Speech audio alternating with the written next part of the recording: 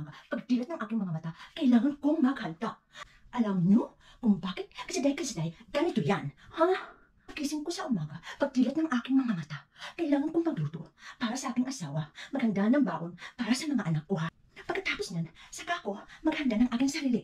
Magbabantay sa aking mga baka doon sa aking asyenda. Habang ako'y nag-aantay na maluto ang aking pagkain, kailangan kong pumunta sa aking kwarto para magbihis, ha? Nakita ko ang aking mga labahin, kailangan kong dalhin sa aking washing machine. Maglalaba ako habang magluluto. Kumain na kami.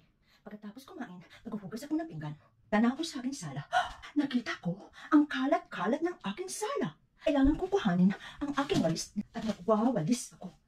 Pagkatapos magwalis, nakita ko ang aking asawa. Naglalaro lang siya. Nakita ko ang aking mga anak. Nanonood lang sila ng telenovela. Habang ako'y nagtatrabaho, ginagawa ang lahat ng mga ito.